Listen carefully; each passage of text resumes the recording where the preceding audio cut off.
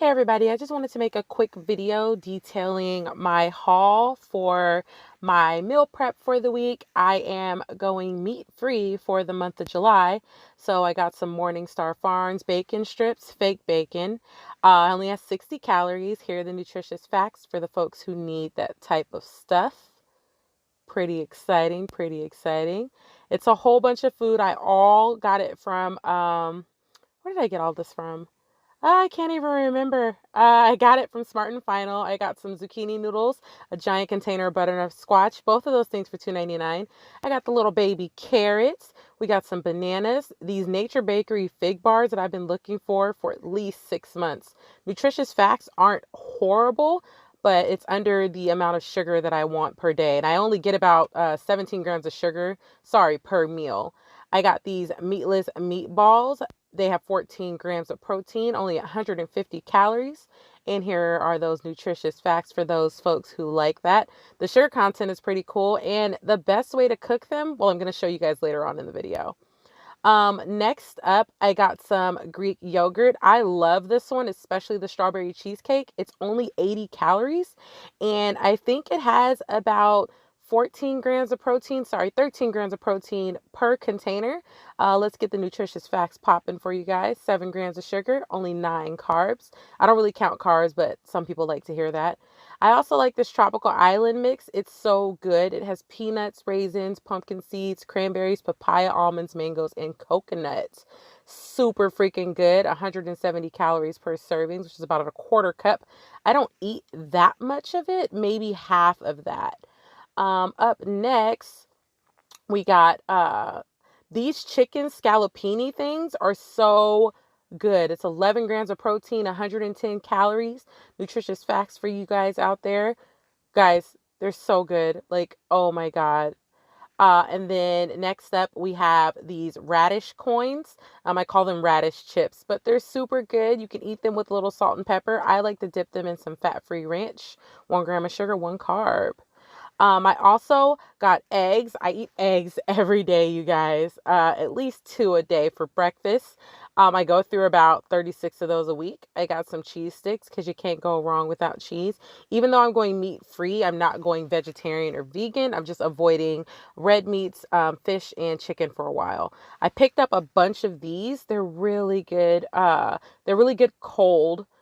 A lot of folks can't drink soda after VSG. I have had no issues. I haven't had soda, but I have had no issues with carbonation since about 8 months post-op. And then Old Faithful, the Powerade Zero. So I'm going to show you guys all the meals I'm going to make. I'm going to do the eggs and boil those first. And then I'm going to do the bacon because I'm having eggs and bacon every day for breakfast. So this is how I boil my eggs. I let the water get to a boil and I scoop 1 egg in there at a time so I don't burn myself. I've seen other videos where people put all the eggs in the water and then start to boil. I have a different method. So while my eggs are boiling, I'm going to get started on everything else. I eat about 2 eggs a day, so that's about 10 eggs per week. I might occasionally have an egg at night. They're really good fillers when you're feeling hungry, guys. And then I'm going to go ahead and make this chicken scallopini. I want to show you guys what they look like. I already have 2 in the skillet, but that's what they look like in the bag. And this is what they look like in the skillet. You put them in the skillet, a nonstick skillet, or you could put a little coconut oil. And then you're supposed to heat them up on one side for a minute and then turn them around. And then pour in about a quarter cup of water in there. I think it was that a quarter cup. I'm not sure, but it's a quarter cup. Ignore my dirty stove. That's what I'm talking about here. Ignore my stove. So, it's been about a minute and I'm going to flip them over. They look way better on one side than the other. And then I'm going to add a little bit of the water to there. And of course, I'm probably going to spill it, but it's okay. It's okay. It's just water. All right. And while that's doing its thing, I'm going to go ahead and cover it and leave it on there for about 2 minutes. Yeah, I think the directions said about 2 minutes. So yeah, we'll check back at 1:34. All right, it's 1:34. Let's check on that chicken. It looks like boiled chicken. And all the seasoning came off, but I'm still gonna rock with it. It's gonna be good. It's no worries. I'm gonna cover it back up and let it cook a little longer because I don't trust it. So 2 more minutes.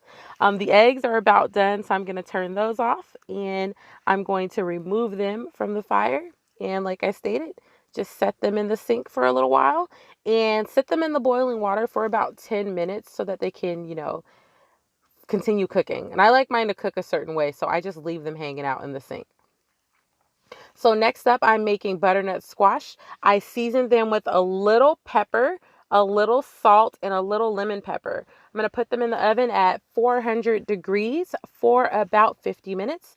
Next up, we got the meatballs, the meatless meatballs. And guys, they do look meatless, but I'm going to go ahead and dump them into this skillet of sauce that I prepared. Dumping the whole package. And after they set for a little bit, getting all tender and stuff, let's check them out. I just use a tomato and mushroom sauce. It's a Newman's Own brand. It's the low sodium. This is what it looks like at the end. So I got my zucchini noodles, my 3 meatballs. I got a little Parmesan cheese on top. So that's going to be bomb. Next, I'm going to go ahead and make the veggie breakfast bacon strips. This is what they look like, guys. They look like, the old school taffy. They're super thin, though. But you're supposed to cook about 5 to 6 of them at a time for 2 minutes in the microwave. Hopefully they're delicious. Let's go ahead and check it out. So I just took them out the microwave after about 2.5 minutes. This is what they look like. They have like no wiggle to them at all, but they're kind of crunchy looking. I'm going to try them. So let's see what they taste like.